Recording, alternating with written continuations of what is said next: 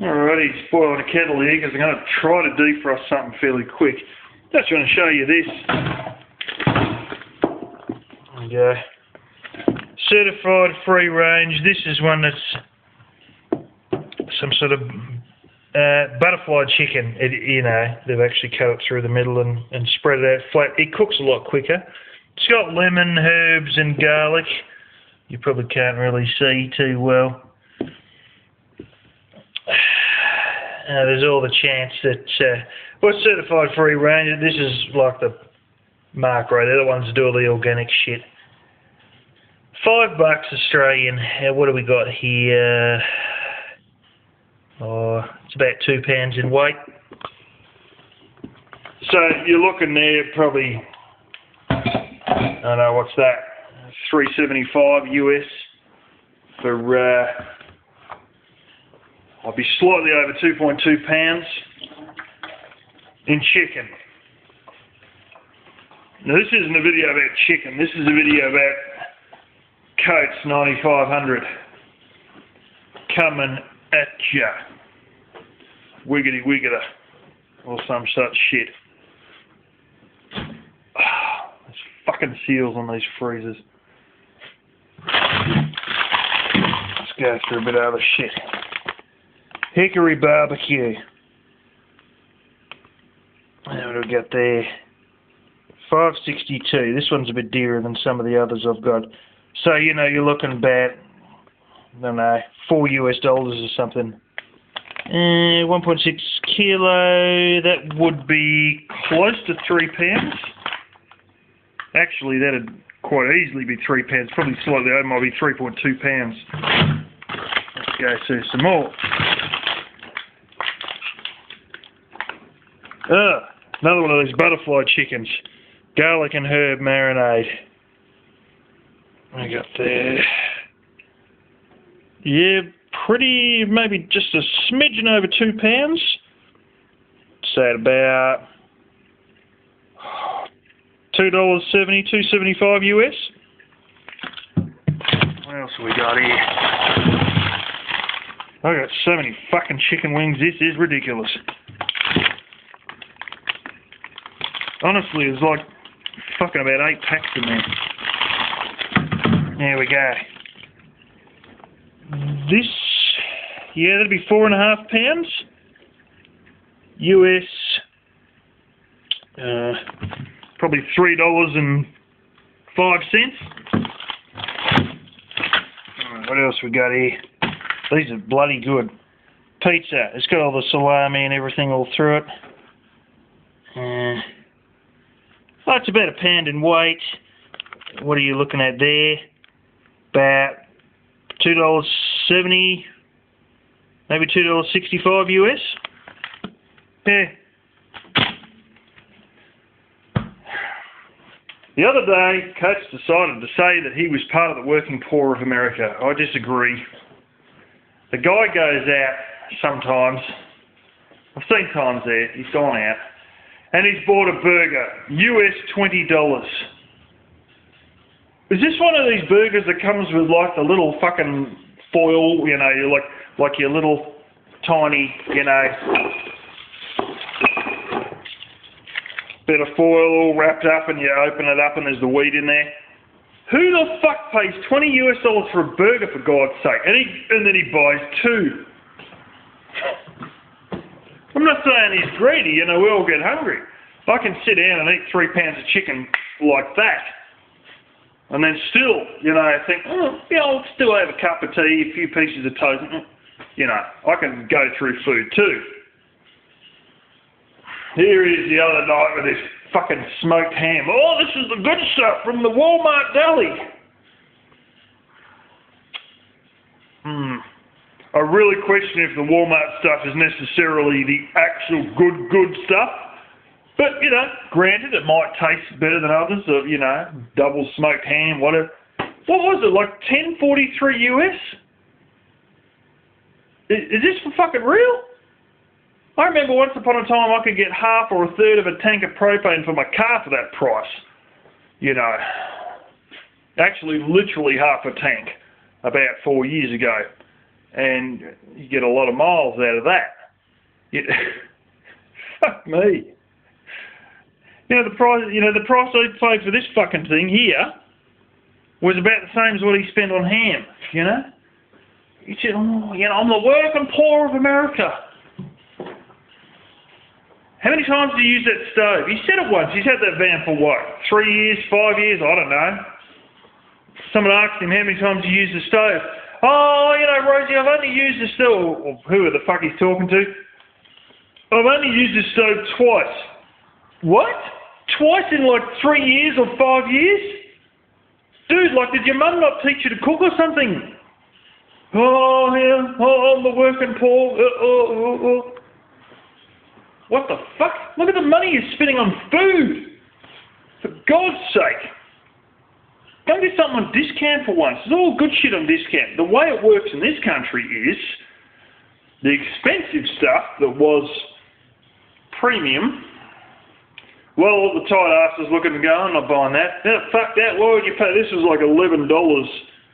The chicken, which is like, what's that work out? Like $7.50, $8 US. And no, it'd be $8 US, and everybody's going, oh, I'm not paying that. So where does it end up? Discount bin. Everything in the discount bin is the fancy one, the marinated one. Well, there's a couple of chicken drumsticks there I showed you in the red bag that wasn't, but all the other stuff was the high-end stuff with the hickory barbecue marinades and the fucking, there's another one I was getting that was a Thai lime and chili, and this other one with a lemon and herb and all this crap. I'm not eating low, I'm eating high, but I'm not paying high. I mightn't get exactly what I want, but often enough there's a fairly good selection there, and I can get something fairly worthwhile. It's always very interesting how he's the working poor, but he's not using his stove like the actual working poor. He always talks up living in the van. Oh, it's the way to go. I don't have to pay any property tax. Dude, start practicing what you preach. A third of the time we see you, you're in a fucking motel. Oh, it's so good, I've got everything I need in my van. Blah, blah, blah. Oh, I'll just, no property taxes. I can just turn the key and go wherever I want and everything's here. And, I must admit it's a lot better than old fucking Mr. Big Wheels with all these, because all the shit that Coates has got works. He maintains it. He's got a fucking TV. He's got a microwave, But everyone should get a van and then we see you're in Motel 8. Dude, you're not the working poor. You're the working money waster. I see this shit all the time amongst the white trashville areas, They never got any money. But they're always looking to get the next car, I'm going to have a this and a that and a fucking blah. They never get a base model, they're always trying to get a fancy one. Now, the difference with me getting my fancy one that I used to have, it's actually just sort of, at the moment I've dumped it out there. The difference with that thing is that I paid that in cash that I fucking had already. There was zero finance on that thing. But you got all these other idiots, what I've got in this,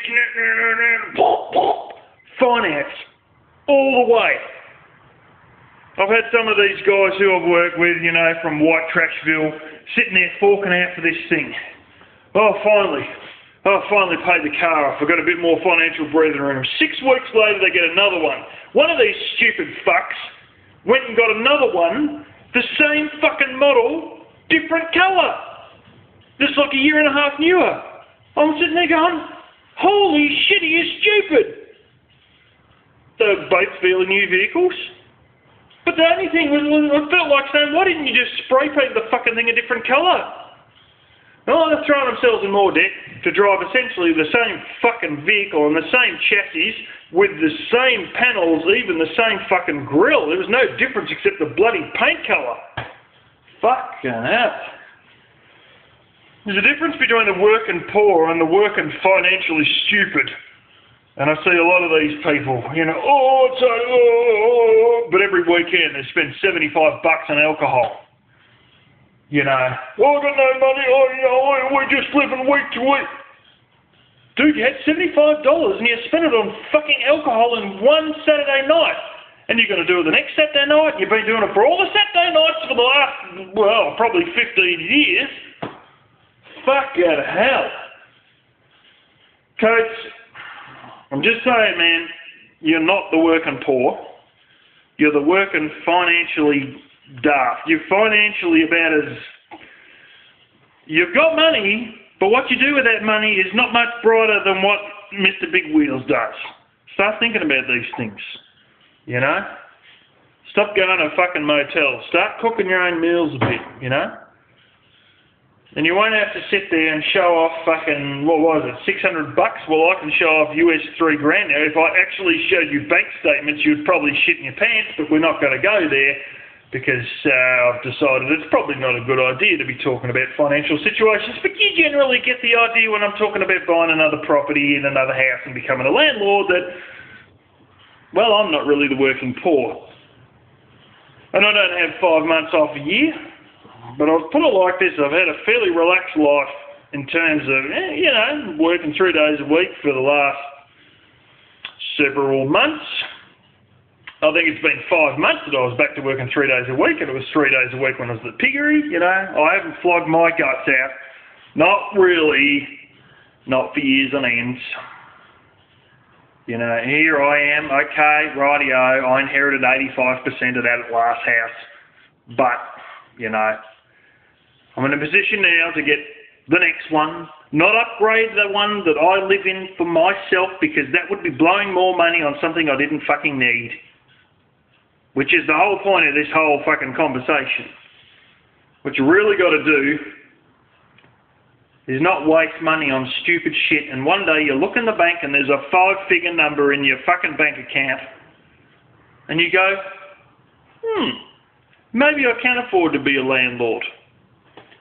And then, you know, you got a bit of money flowing in the back door continuously.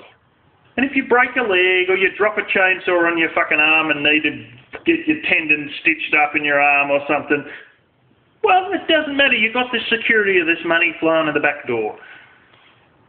Rinse, lather, repeat. 3 houses later, you're looking pretty good. A relative of mine, honest to God, he's got probably around 2,700 to 3,000 US, not a month, a fucking week coming in the back door because he's a landlord. And he's pretty much, you know how many hours a week he works? He's got a plumbing business, 12 to 15 hours a week is all he works. The rest of the time he's renovating his next property. I know he's got at least 6. It's probably up to about 8 now. We haven't talked much about it for a while. But, you know, I know that he's got around 3,000 US a week rolling in before he rolls out of bed. Just constantly, not much finance on any of these properties, I believe. And even if there was, would it fucking matter with money like that rolling in? Probably not. Because he'd more than easily cover it. The great uncle was a millionaire, and a lot of these were originally his houses too. The 2 of them went into partnership. Then, well, great uncle died, and guess who now owns the lot? This relative. Wouldn't be the only relative that's a landlord. That's a whole other conversation. I've had a lot of landlord relatives over the years, quite a lot, including my own parents and my sister and plenty of others. But anyway, just something to think about down there, over there and stuff. Mr. Coming at you.